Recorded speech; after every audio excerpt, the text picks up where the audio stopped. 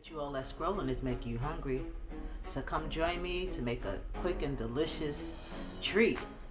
Sweet heat corn ribs. That'll work for vegans and meat eaters alike.